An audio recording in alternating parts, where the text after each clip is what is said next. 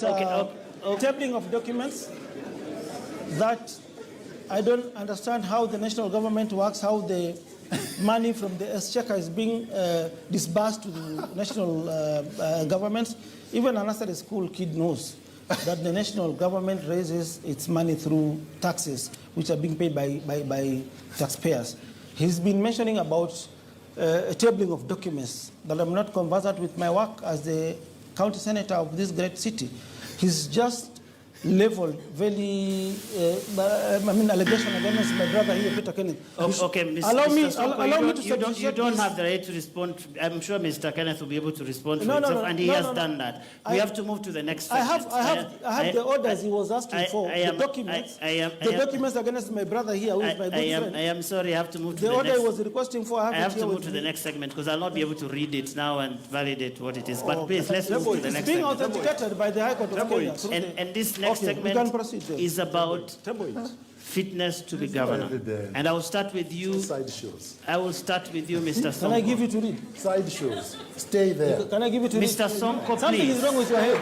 There is something wrong with your head.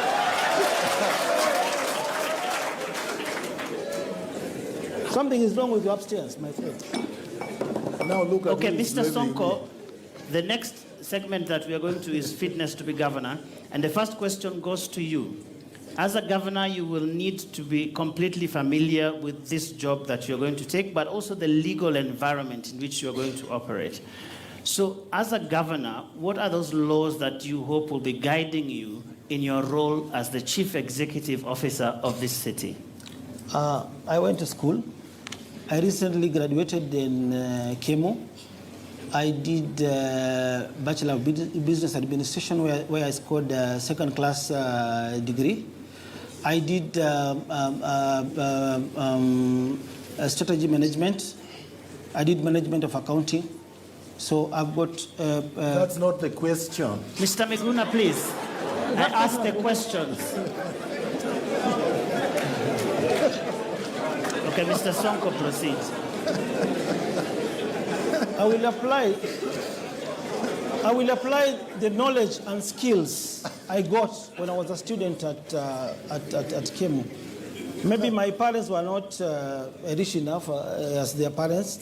They went to Harvard, they went to, I don't know, the States. Me, I just studied here locally in Kenya. My kids went to local schools here in Nairobi. So I'll just apply the skills I learned from the university here in Kenya. So you will not be guided by the Constitution? I will be guided by the Constitution. I did governance and ethics. I'll be guided by the Constitution. I will obey the Constitution. Unlike my brother here, who has defied the Constitution when he was in charge of the county. So I will abide by the county the laws. Which one? The national laws, the Constitution. Mm-hmm. The Constitution. For instance, I don't want to repeat myself, but for instance, the monies which we get from the national government, the law is very clear that 30% of that money should go to development. My brother here has not done that. I'll ensure I follow the law in serving the great people of Nairobi. Another thing, I have brought in a deputy governor who is a technocrat, who has been the chairman of Kenya Association of Manufacturers, who understands. So who will be the governor of Nairobi? I will be the governor, but some of the duties I'll be delegating to my deputy, who is a technocrat, who understands some of these problems.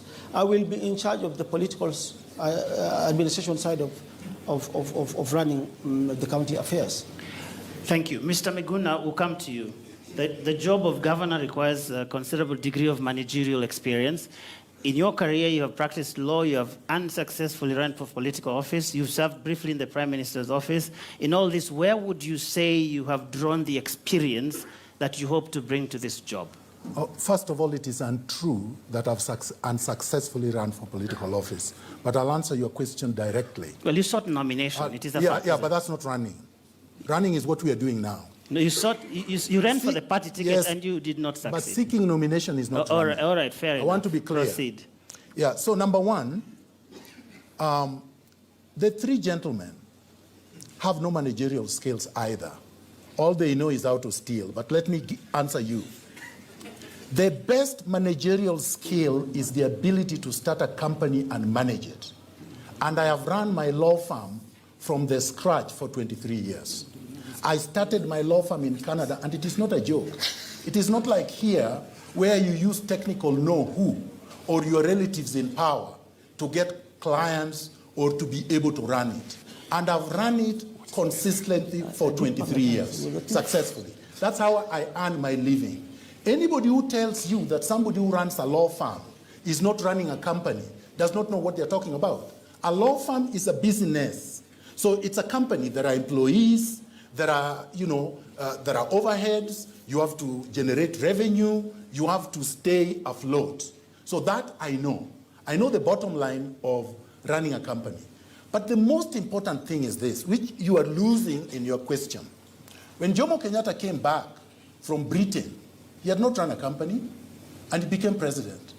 When Nelson Mandela came out of jail after 27 years in Robben Island, he became the president of South Africa. He had not even run a law firm. When Barack Obama became the president of the United States, he had not run any company. The only thing these people had in common is that they had integrity, they had vision, they were committed to the cause. These three gentlemen, if you ask them, what is your ideology? What is your socio-economic philosophy? They have no philosophy, they have no ideology, they have no manifesto, they are thieves, they cannot run anything. So the point is, we have to get the software of the problem. We have to get to what it is that we are looking for. We are looking for a leader, not a manager. We are looking for a visionary. Your time is up, Mr. Miguna. Mr. Kenneth, what uniquely qualifies you to be the chief executive of Nairobi? I think the institutions I've run, I am proud in the manner I ran them. They are there for public record. What Nairobi needs is not just is integrity and competence, and somebody who has passion to sort out the mess that is existing in Nairobi. My brother has spoken about playing a political agenda and his deputy playing the managerial agenda, which means both of them individually do not have the mix. They have to look into each other.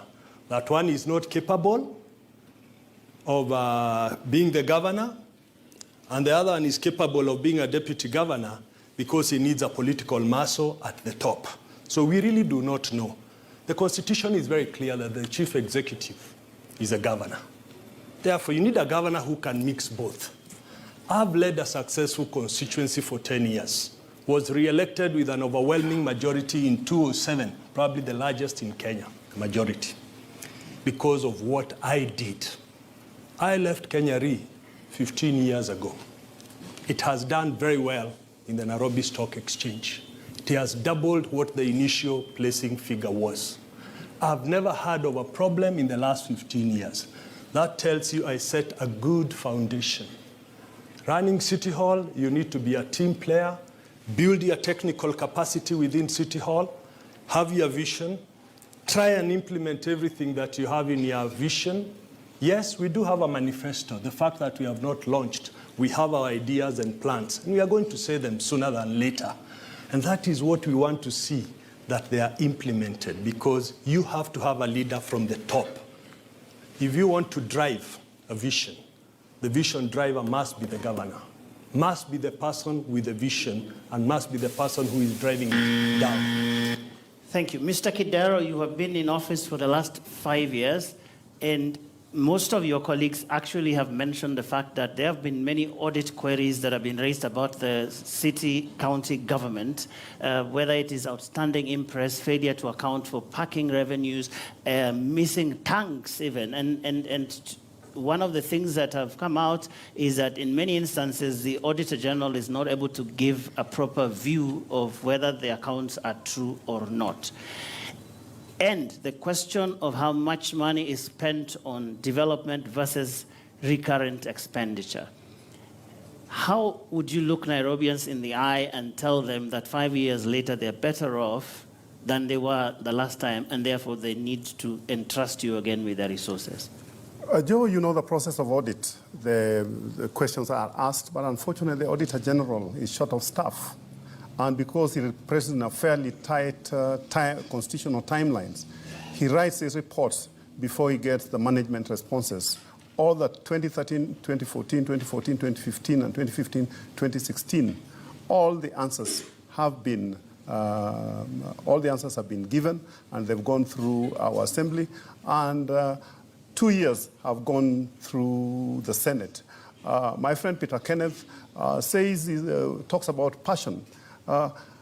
If he was passionate about Nairobi, he wouldn't have gone to run as a member of parliament in Murang'a. But also, if he was passionate about Nairobi, he wouldn't have been saying, I could go to Nakuru, I could go to Murang'a, or I could come to Nairobi as God gives to management jobs. I'm consistent, I am predictable, I am reliable, and I'm dependable. My friend, you asked my friend, Mr. Sonko, pertinent questions, which law they would use, and he did mention that I flouted the Constitution. But if only you would check, because what he's referring is Article 207 of the Constitution. But you need to read it with Section 109 of the Public Finance Management Act 2B. Then you'll see. And this was even a case. It was a petition 560 of 2015 by Benjamin Mutura, on which Judge Lenaula actually ruled that we had acted within our rights. And for Mr. Miguna, I don't think being an activist or talking a dozen to the minute makes you a good manager. Mr. Kenneth, you were mentioned very specifically. Was there was Nairobi an afterthought for you? Because there was a time, yes, some people said you were going to run in Murang'a. You even contemplated it, it appears, and suddenly you came to run in Nairobi. My statement was very clear at the time. You can check it, that I had approaches from many people. I was actually listening, and it is good to listen. It is good to consult. And I made decision after talking to the people of Nairobi. In the same vein, if my friend is as competent, is as passionate, he'd not have left the nation media to go and work in Mumias. So he needs to look at the speck in his eye and decide where his passion is. And you know, he's a governor for the last 4 years. He's told you he's learned the potholes. It takes long to learn. Mr. Miguna, an activist for manager. I agree that Mr. Kidero is actually very passionate and dependable, but only in one thing: looting public resources. He's quite capable. Number two, if Mr. Kidero knew the meaning of activism, he would not have as his presidential candidate Raila Odinga, who is the dean of activists. So activism is good. Activism gets you change. Activism is the engine of transformation of society. Without activists like Martin Luther King, Malcolm X, and the great activists of the yore, we would not have our liberation. We would still be slaves of the Caucasians, and we would not have gotten our independence. So yes, I'm an activist. I'm proud of it because it is good. But I'm also a professional. I'm a lawyer. If I was just an activist and nothing else, what was I advising at the highest level a Prime Minister of the Republic of Kenya, and being the Joint Secretary to the Permanent Committee of Management of Coalition Thank you, Affairs? Mr. Miguna. Finally, Mr. Sonko, before we end this session, Mr. Kidero says you don't seem to understand the law. I do understand the law. I do understand. I do understand the law. And I think I'll come back to my main question I raised when we were starting this debate on corruption. You cannot plant beans and expect to harvest maize. The problem with the Nairobi County is that our CEO has been corrupt from the word go. And the same corruption cartel that fleeced Mumias Sugar landed in Nairobi County. And I've got evidence to prove this beyond reasonable doubt. He says, I'm not conversant with the laws. But I've been raising these queries in the Senate. I even wrote to the director of CAD. I even wrote to EACC. And at some point, I even investigated the matter. For instance, there is a case whereby one of the financial directors in Mumias Sugar, Mr. Peter Hongo, he was charged with an offense of obtaining sugar from Mumias, sold it to private companies. He never remitted that money to Mumias. In 2013, Peter Hongo was charged in Kibera Court, and this is a copy of the charge sheet. Mr. Sonko, you've ran out of and this time Peter Hongo landed himself a You've job ran out here of time, in Nairobi I'm sorry. County. Mr. Kidero, your 1 minute of rebuttal, then we move to the next segment, please. I think, my friend, Honorable, my Senator Sonko, would have told you that the Constitution is a prime document, the Procurement Act, the Cooperative Act, the Water Act 2002, revised in 2010, and the new act which has been challenged in 2016. He would have talked to you about the Education Act. He would have talked to you about the Health Act, which he didn't, and obviously as a senator, he knows those are the prime documents that you need to be conversant with as a governor. Last but not least, on issues of being a criminal or being corrupt, I've never been handcuffed in my life. I've never been in a police cell. I've never been in prison. I've never escaped from prison. I've never been rearrested and taken back to prison. And I'm not a fugitive from prison. All right, thank you very much, gentlemen.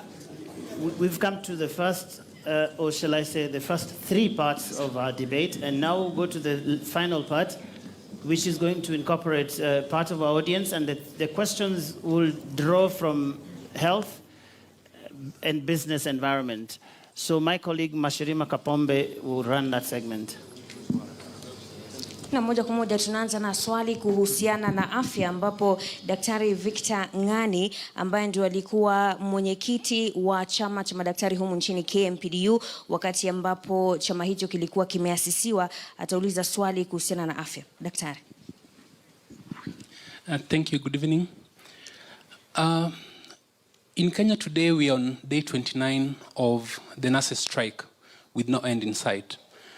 As from May, we have 800 unemployed doctors despite the shortage. Out-of-pocket expenditure on health stands at 67.4% of private expenditure. Health services in our public facilities are not very good, and that is to put it mildly. My question to the aspirants is this.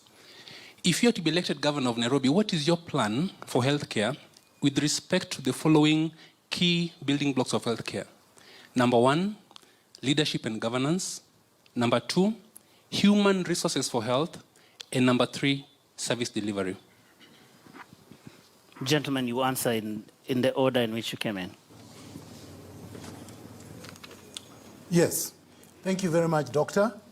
Those are very good questions. Number one, I think it should be underlined that the nurses have been on strike, and before them, the doctors, because of largely the failure of the county government, but also the failure of the national government of ratifying and actually abiding by the CBO. And the governor is here. So it's partly his failure. Now, health is one of the most important things, including education, water, and transportation. And in many countries, and countries I've lived in, such as Canada, there is universal health care. It is universal to everyone, and it is derived from taxes. I believe that a visionary leader of Nairobi must get quickly into negotiations with the national government so as to find a solution that would address healthcare that would be universal, that would be from Mombasa to Kisumu, and it would have benchmarks. All doctors must be employed. The ratio between a doctor to a patient in Kenya is so big, is so large, that one doctor probably takes care of more than 10,000 people. That is unfeasible. It cannot work. Doctors must have good pay, I was bleeding the other day when I saw that doctors, the least paid doctor, even after the ratification of the agreement, is 212,000, and the highest paid is 812,000. That is just obnoxious, because a doctor goes to university for 7 years, and then an MCA who has not even gone to college earns more than a doctor. All right. So would you extend just 1 second so that I can conclude? No, please. We have no time. Thank you, Doctor. And I know how frustrating it is with your Hippocratic oath. I grew up in this city when the facilities were working and functioning. And afterward, 40 wards out of 85 wards in the last 1 month. And the story is the same. That the dispensaries that functioned very well are nothing but consulting rooms for doctors when they are not on strike, because they have nothing else to offer. Indeed, pharmacies have mushroomed in the vicinity where those dispensaries and health centers are. We have to be very clear. We have to look after our population.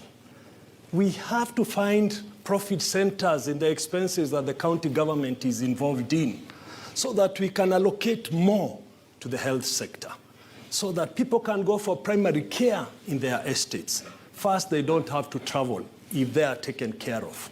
And short of giving money, short of looking for money from the expenses, by reducing expenses, we will not get it right. It has worked before. It can work again, and I'll make sure it works again. Mr. Sonko.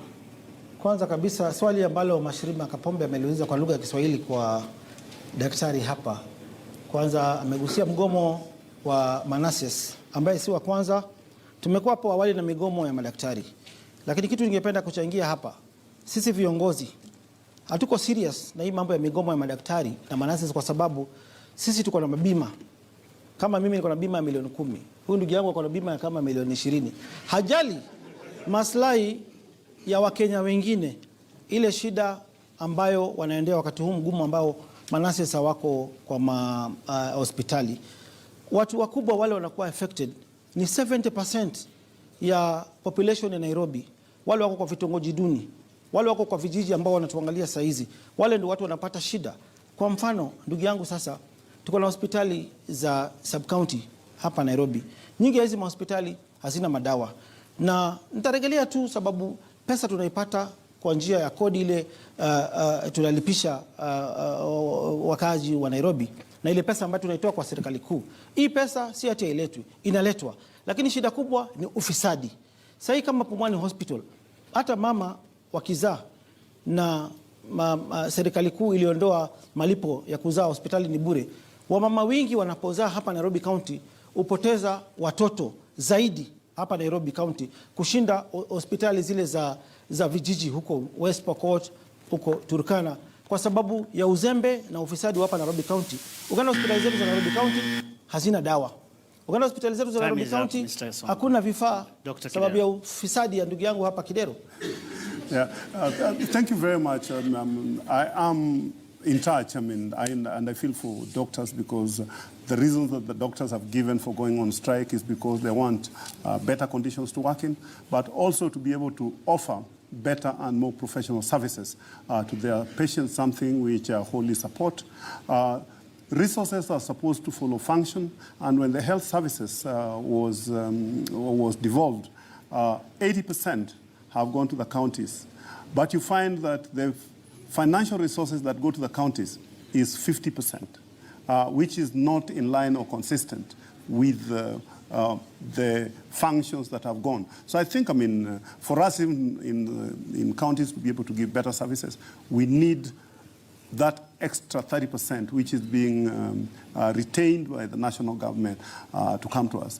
And I think being a doctor takes the longest time. It also the most rigorous course, because they take the best students. And as they say, you can create the best place in the world, but it takes people to make it work. We must support our doctors with better resources. Of course, I don't know how my friends here will do that or get the resources to do that when they say they're going to get rid of taxes. We are the only county that supports every doctor who wants to go back for postgraduate, be it pediatrics, be it surgery, be it obs and gynae,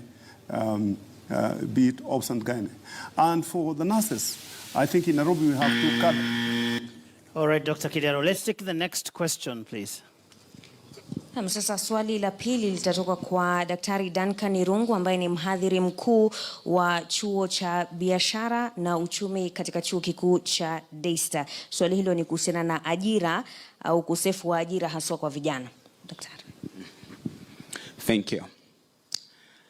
Unemployment in this great country starts at 40%. That is the most recent publication release we've got from Kenya National Bureau of Statistics. Coming to Nairobi County, 70% of youth in Nairobi County are unemployed. What will you exactly do to create an environment that which bleeds jobs in both formal and informal sector? Of course, you've talked about hawkers.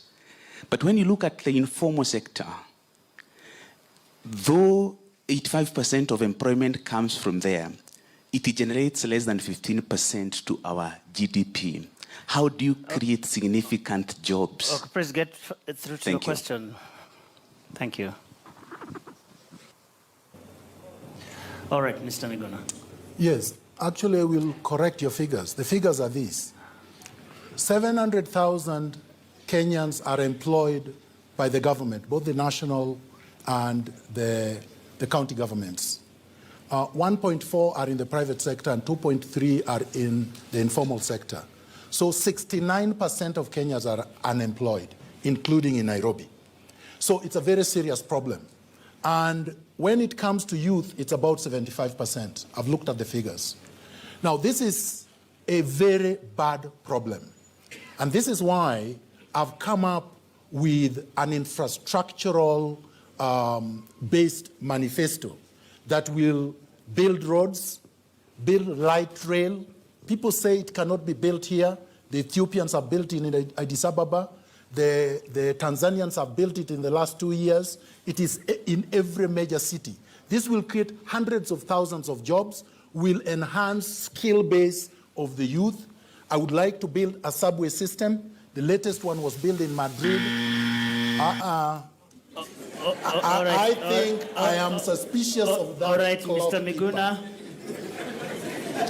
Let me make it clear that for this question, every candidate will have only 1 minute so that you have another minute for closing statements. No, but you extend a bit of latitude to my friends. You can do that in your closing statement. Yes. Mr. Peter Kenneth, you have a minute. I really feel for our young population in our country. Having visited Dandora, Korogocho, Embakasi in the entirely, you get a whole lot of frustrated young people who are educated and cannot get any employment opportunities. And it's a time bomb waiting to tick. Unless we create a business environment that promotes investments, where we sort out our traffic issues, where we don't waste 4 hours on the roads, where water issues are sorted out, healthcare issues are sorted out. Unless we get the basics right, investors will not come to our city. In the long term, you need to get a proper business environment to allow investors to come in so that you can start recruiting these young people. The danger, Joe, is that these are educated young people. Going down Tomboya Street the other day, I met Paul, who has a degree, master's in statistics. That should tell you how intelligent they are. That the universities are channeling out people, but there are no opportunities. Your time is up, Mr. Sonko. Bado hili swali Mashirima ambalo amepewa profesa ama daktari kuuliza lina affect wale watu wako chini kabisa ambao wengi wao haelewi kizungu mingi ambaye ndugu zangu hapa wanatumia. Wananchi wa Nairobi wanahitaji suluhisho. Na sisema tena dharau wale middle class ambao wanaongea Kiingereza zaidi, but swali la unemployment linahusu wale watu wa vitongoji duni. Wengi wao wakaenda kutafuta kazi hutembea kutumia miguu kutoka Kibera, kutoka Korogosho, kutoka Dandora kwenda kutafuta kazi kwa industries zetu za Nairobi. Ningependa kupeana mfano. Nilipoona ndugu yangu hapa amezembea kikazi, kwa sababu serikali kuu bado inapatiana pesa ya youth empowerment, wa vijana kujengiwa modern sheds, wamama kuwa empowered, lakini sababu ya ufisadi, na ndugu yangu alikuja na waizi kutoka Mumias, pesa yote inaishia kwa matumbo ya wezi. Mimi nikaona Nairobi kuna haja ya kuaddress hili swala la ukosefu wa kazi. Nilikuja na Sonko Rescue team yangu ambayo niliajiri sana vijana wengi sana. Sababu wakati sitaki kumention departments, lakini zinajulikana na wale watu ambao nawaongelesha wale wa chini kabisa. You're out of time, Dr. Kidero. Joe, I mean, 1.2 million people get into the job market every year, and 700,000 of them end up in Nairobi. That's why Nairobi has such a big, high population. What the county government has done is to use technology, like in the construction industry, where it was taking 18 months to get approvals for a building. With the e-construction application, now it's taking us 60 days. And the ease of doing business in terms of license provision. And this is the reason why in the last 3 years, Kenya, totally driven by Nairobi, has moved from number 143 to number 137 to number 92. My friend Sonko talks about the Sonko Rescue Team. I think one of the future problems we're going to have this country, one of the problems we're going to have is the reemergence of criminal gangs.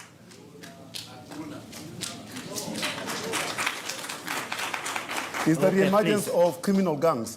Because when you have people whom you don't pay... Mr. Kidero, you're out of time. Gentlemen, we have to bring this debate to an end. It has been 90 minutes.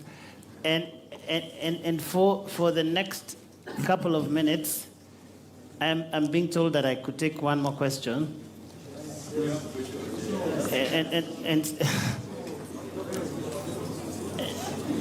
Okay. So before we end this debate, gentlemen, we'll take one more question and then we'll have our closing remarks. Hili swali ni kuhusiana na ujenzi na makao, na nadhani mwenzangu Sara yuko karibu na yule ambaye anastahili kuuliza swali hilo.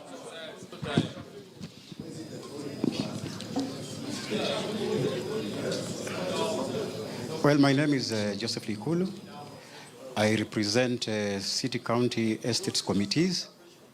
And my question here is about urban renewal and development. We know City Hall has already initiated this program to flatten down 17,000 units in 12 estates and put up affordable housing for these people. But then we have issues which are contentious. First, you are talking of relocating the affected people. Secondly, you are talking of compensating them. Now, these two issues, they are minor issues in between here.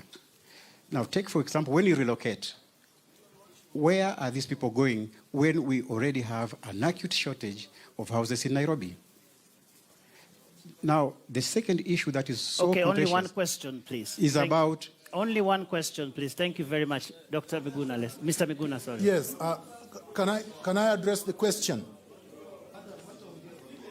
Don't start counting my time. Please, let me finish. Mr. Miguna, please proceed. I've not been given an opportunity. They are fighting. Please proceed. Public participation has not been there. Public participation, according to City Hall... Please let Mr. Miguna answer the question. One question per person, please. Thank you. This is an indictment of Governor Kidero because he's saying public participation has not happened. And in any event, nothing is going to happen in 30 days before elections. So if somebody comes with an idea that they want to do something, they've been there for the last 4+ years and they have done nothing, then that is indictment on Mr. Kidero. Mine is affordable housing for all people of modest income and people without homes. And that is going to be paid for from taxpayers. So Governor Kidero has failed, and the questioner has raised it. He does not do public participation, and obviously he has not built any affordable housing for the needy. And that is squarely in my manifesto. It is articulated and detailed, and it will be done in form of apartments and the condominium types that are being constructed in Ethiopia right now. Ethiopia is not Canada, so you cannot tell me that this is an idea coming from Canada. But even if it was coming from Canada, we borrow strategically and we borrow things that we can use. People who are complaining of me coming with fresh ideas from abroad drive foreign cars and they dress in foreign clothing, but they complain about foreign ideas. These are not foreign ideas. Accommodation is so important because people need water, they need housing, they need jobs, and they need to live in safe environments. And right now, Nairobi is choking in garbage. And I would want to unveil a solid waste management system, which they cannot talk about. They have not even thought about it. Second. Urban renewal is actually an opportunity for Nairobi County. Unfortunately, it's been handled badly, with MOUs being signed left, right, center, with tycoons in this city who want to go into private development with the county government. I grew up in the estates, and there's lots and plenty of land. It's a question of management. Kaloleni Estate is about 900 acres for 900 homes. You could actually feed those guys free of charge on a 5-acre plot in flats, and you'd have an opportunity of 895 acres to do further development so that people who are living in Mukuru can get affordable houses within Kaloleni. So it's an important thing. It has to be undertaken, but it has to be undertaken with clean hands, hands that ensure the people who live in those estates are the first beneficiary and they can get houses that they can afford to stay in. The current plan, where the development is going to cost nearly 8 million a flat, actually chases the dwellers away from their own estate that they have lived from time immemorial. Mashirima ameliuliza yule chairman wa city estates za county zote za Nairobi bila kupoteza wakati. Kitu ningependa kusema, article 40 sub article 4 ya constitution yetu ya Kenya ina empower kila Mkenya. Kila Mkenya amejenga mahali itakani ama property yake ama nyumba yake inataka kuwa acquired na serikali ama na mtoto yule, lazima kwanza akuwe compensated sababu ni Mkenya, si kupenda kwake kuwa maskini. Hili swala sana sana lina affect wale watu wa chini maskini. Tumekuwa na budget ya slum upgrading, lakini ndugu yangu hapa alishindwa na kazi. Hakuna slum hata moja ambaye amewahi kuiupgrade. Mimi nasema hivi, nimezaliwa kwa familia maskini sana. Licha ya Mungu kunipatia kipawa, talanta ya uongozi. Nimezaliwa kwa nyumba ambayo iko na choo nje. Naelewa shida ni nini. Wale watu wanaathiriwa na hii shida, wengi wao ni watu wa Dandora, watu wa Kibera, watu wa Mathare, watu wa Korogosho, watu wa Huruma. Wanahitaji pia kupatiwa uongozi. Na mimi kwa manifesto yetu ya 2013 tulisema hakuna illegal demolition ama illegal eviction. Sana sana wakati wa uchaguzi ambao utafanyika kubomolea wananchi kazi. Kwa upmarket pia lazima tuwapatie uongozi, lazima tuwapatie leadership. Unapata plans zile zilikuwa approved kutoka wakati wa ukoloni zina permit single dwelling mahali kama Keleleshwa, Karen. Lakini ndugu yangu hapa sababu ya ufisadi, mtu akataka kufanya multiple dwellings ana-approviwa plan bila sisi kuangalia infrastructure, sababu infrastructure hiyo wakati ilitengenezwa ya single dwelling. Hatukatai investors wa invest, hatukatai tenants waishi. Dr. Kidero. Nafikiri swali ambayo iliulizwa ni maneno ya urban regeneration.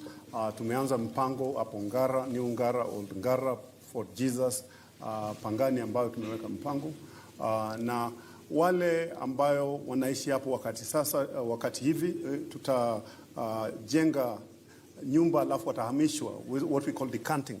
We will decant to the new buildings, and the houses that for the people who've been staying there, actually they will get their houses free. It's only the people who do not want to stay there that will be compensated to live there, and as soon as the construction is complete, watarudi wahamie pale hizo nyumba ambayo tutawapatia. But it won't be any. The construction cost currently in the country is 30,000 per square meter. Zile rate ambayo tumepata ni 17,000. Na ingawa nyumba zinauzwa at 80 to 90,000 per square meter, hizi zitakuwa zinauzwa between 40 to 45,000 per square meter. Thank you. So we'll extend a little generosity and have one more question, then we can take this home. Sasa litakuwa kuhusiana na uhaba wa maji ambapo Ham Omoro kutoka Mkenya Daima atauliza swali hili.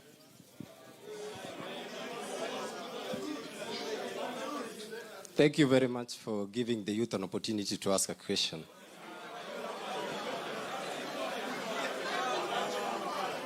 Now, okay, let's come the 8th of August, Nairobians are going to elect a leader who is able to solve their problems. We have very serious issues to do with waste management, issues to do with water supply and wastewater. How are you planning to solve those issues? And after how long are you able to sort out those mess after getting into office? Thank you. Thank you very much. Very important question. I have introduced what is called a modern integrated solid waste management system. It will provide for storm sewers so that you don't have flooding that will kill people. It will provide for clean running fresh water for people in each household.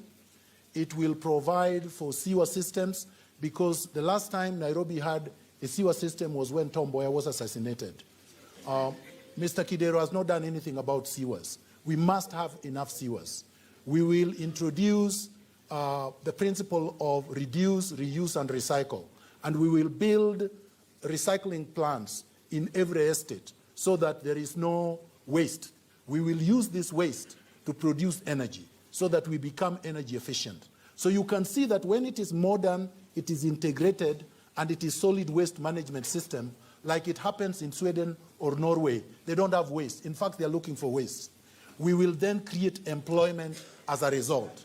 So this is a modern, integrated solid waste management system. It will address that issue effectively. Let me say that water is a very important feature in any country that wants to develop, and especially for a big city like Nairobi. We first of all need to protect the way we protect the oil pipeline, to protect our water pipeline, so that we can ensure that water is not lost in the distribution, but we can also ensure that water is not closed in various parts by water cartels that want to sell water in tankers. Having done that, we need to enhance our water collection by bringing water harvesting in our city so that we have more water capacity. Now, a couple of years ago, I visited a water plant in LA, which was managed by a Kenyan. He was doing water waste management. He was able to reverse water through water waste management into the gardens of the city and for car wash basis, so that you don't use fresh water to deal with greening and washing cars, and that fresh water is left purely for human consumption. These are things that we really need to do. On garbage, we could do very many things. We could do landfills, where we separate the garbage, where some goes for recycling, and you create landfills that will also create energy for the city of Nairobi. Bwana Sonko. The largest dumping sites hapa Nairobi iko Dandora, na nadhani nikiwa senator iko wawekelezaji ambao walikuja kwa ofisi yangu, wanajiita Sustainable Energy Solution, na walienda kupaka kwa ofisi ya governor. Walikuwa na mradi mzuri sana ya kuweka giant garbage recycling plant. Hii plant ingeweza kupatia vijana wetu ajira, wale wote wako Dandora dam site. Hii plant, wawekezaji wa hii plant walikuwa wana partner na local leadership ya county, walikuwa wao wanunue uchafu ama garbage ama takataka kutoka kwa estate zetu. Hii recycling plant bado ingegenerate electricity ya county ya Nairobi, iwe inauzia national grid. Lakini hii niko na documents, najua ndugu yangu ataruka, lakini niko na documents. Yeye aliitisha kickback, hii mradi ikastall, hii mradi ikafail. Mambo ya maji, sababu ya wakati, tumekuwa na shida ya maji Nairobi. Recently kwa Senate tumepitisha, nasema mimi si contribute kwa Senate, but kuna participation yangu, tulipitisha water bill ambaye president ali-accent, lakini implementation ya water bill ya Senate itachukua muda, na tuwezi wacha wananchi wateseke. Hata saizi tunavyoongea tunapeana maji kila mahali, niliweza kuacquire mimi borehole drilling machines kwa Sonko Rescue Team yangu, ambayo kila estate tumefanya survey already.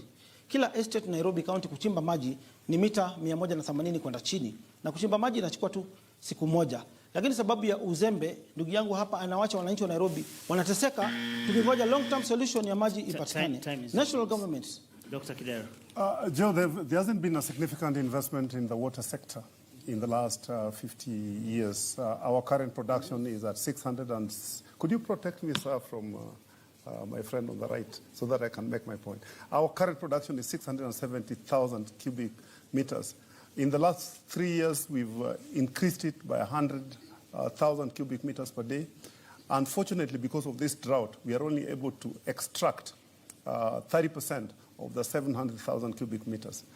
Because the other thing we've done, we are investing $20 billion in the Northern Collector Tunnel, which is going to increase the water capacity into this city by 150,000 cubic meters. But that's still not sufficient, because by the year 2020, we will be needing about a million cubic meters per day.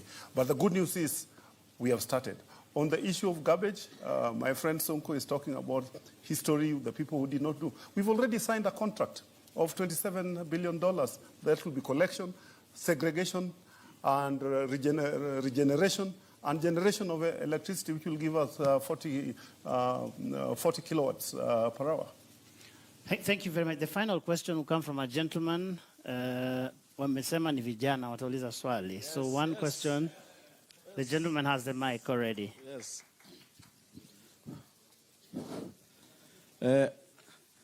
Thank you very much. Zagas. Mine, I'll ask questions for each. Please ask one question. Ask one question, please. Yes, but it should go to each and every candidate. Exactly. Thank you very much. My names are OCS Ragira, Officer Commanding Sufferers. And the sufferers are the most suffering in this Nairobi. We gave Kidero a job, but sufferers were still the same up currently. Number two, I want to ask you this one question. Mr. Kidero, you have been the governor.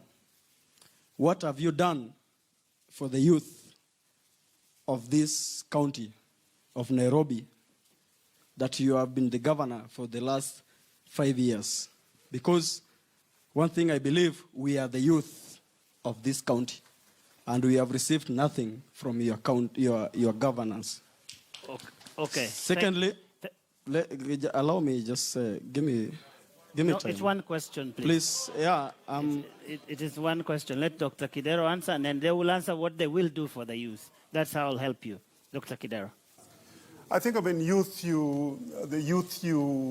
starts from age 0 to age 35, and probably start with school.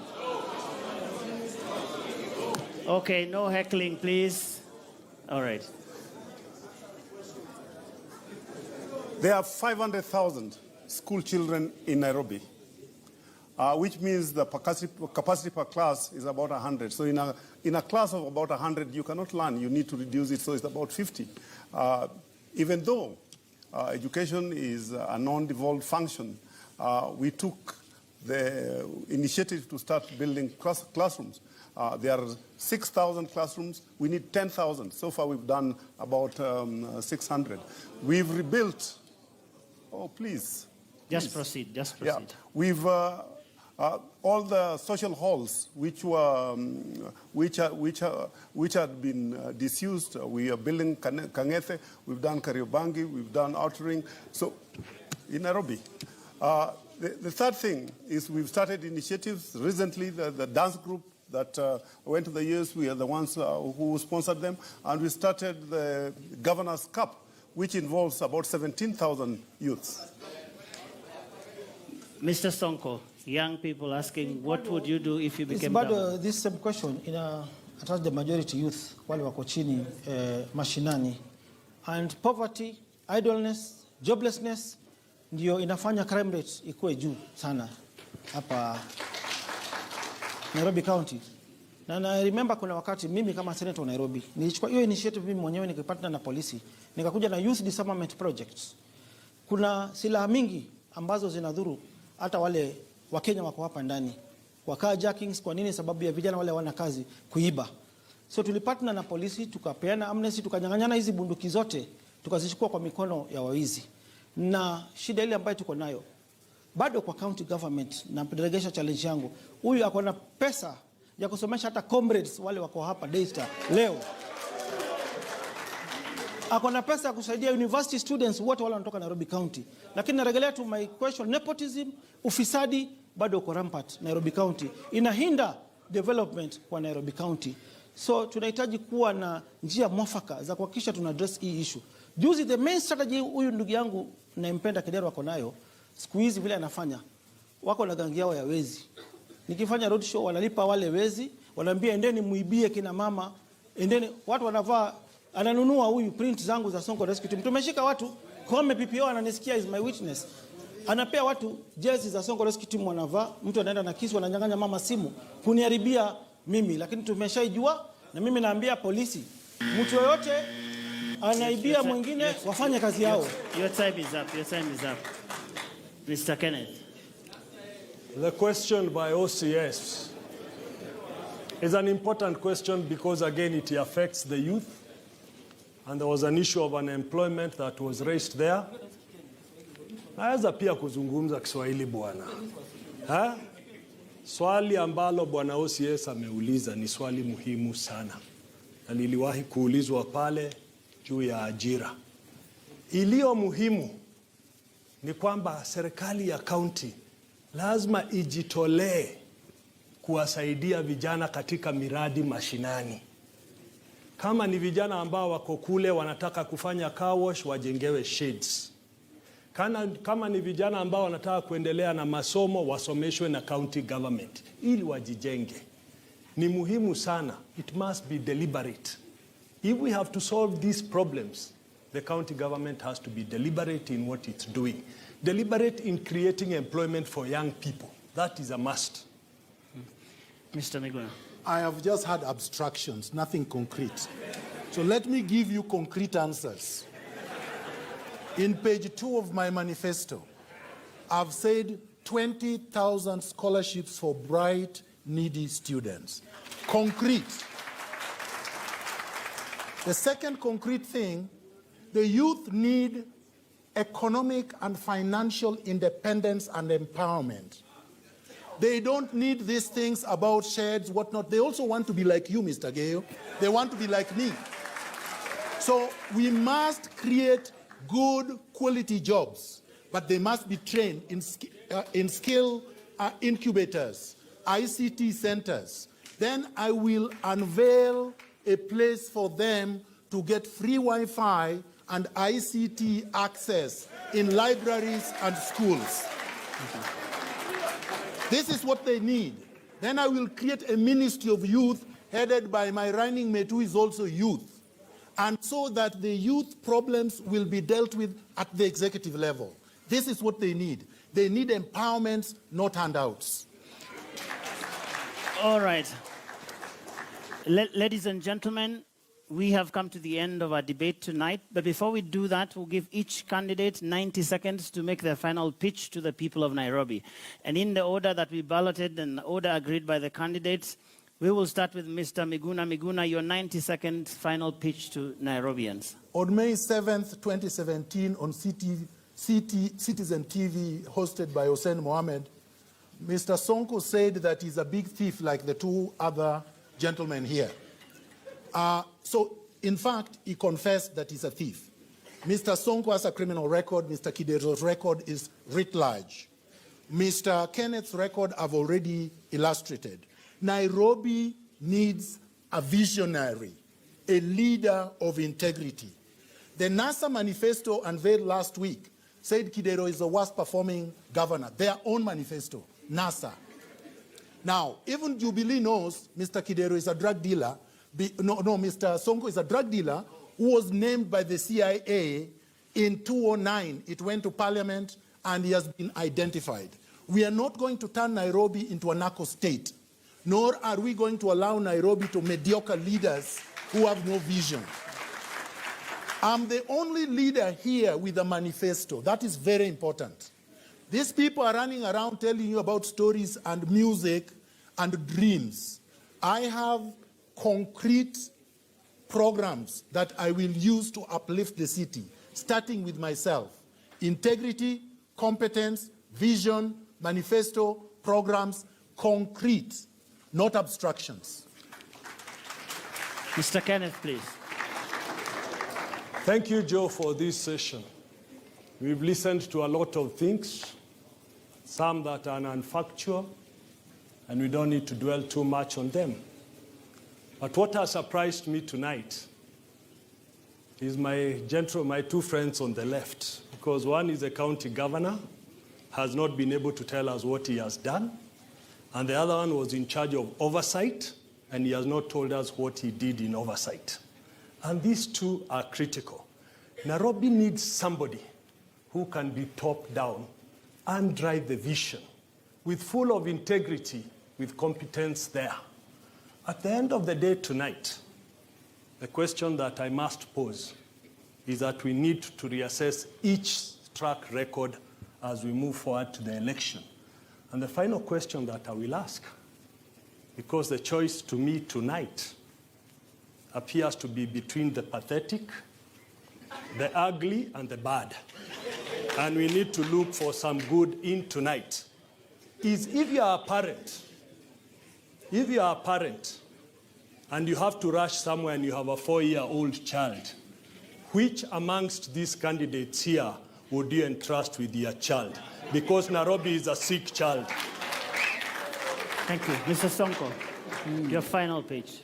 Thank you very much. The only drugs which I know are the drugs which the doctors which I hire. During medical camps, or when the doctors are on strike, the drugs we give to patients, the drugs given by nurses and doctors, these are the drugs I know. And I've told you, this guy, my brother here, Megura, is a madman. I've told you he was hit by a panga when he was a young boy. He should remove his cap to confirm whether he's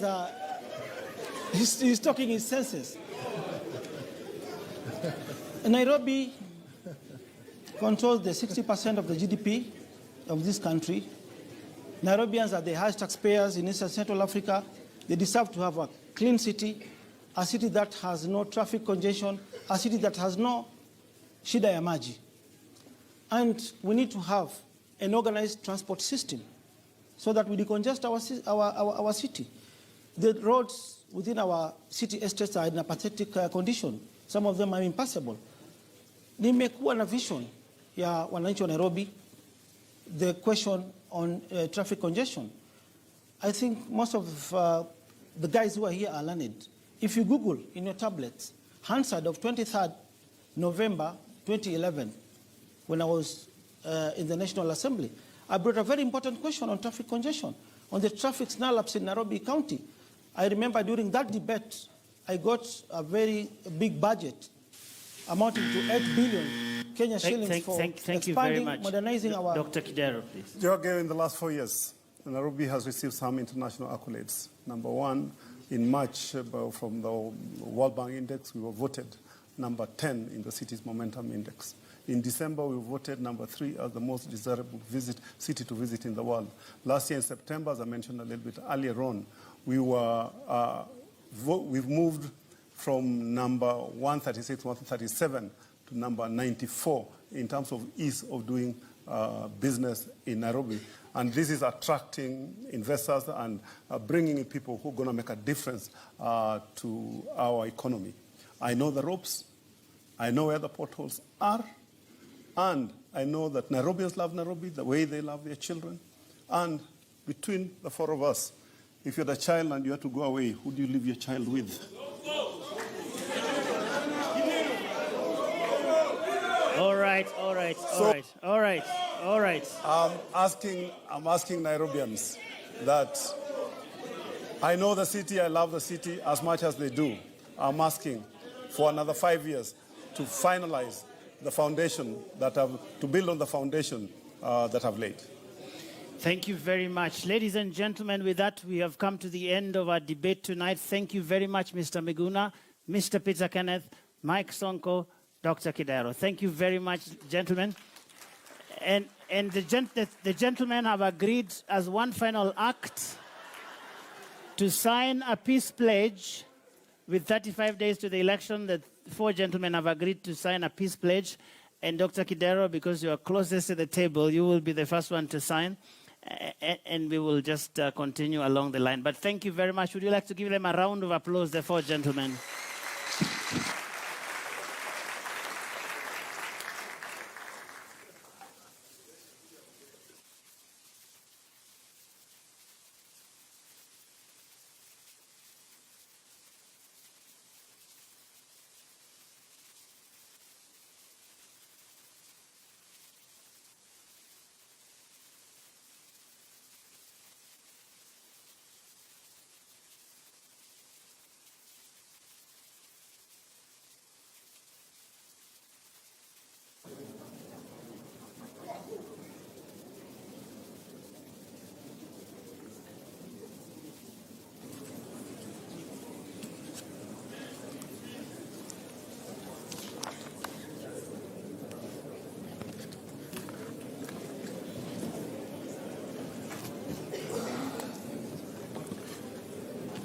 We must ask him when he will not be part when he hate speech.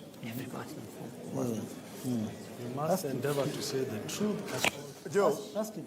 Joe, just as we close. Hold words. And gentlemen, everybody in the hall will be leaving through this, the back door so that we don't do the front. Ask him. You ask. Oh, You ask. Including us?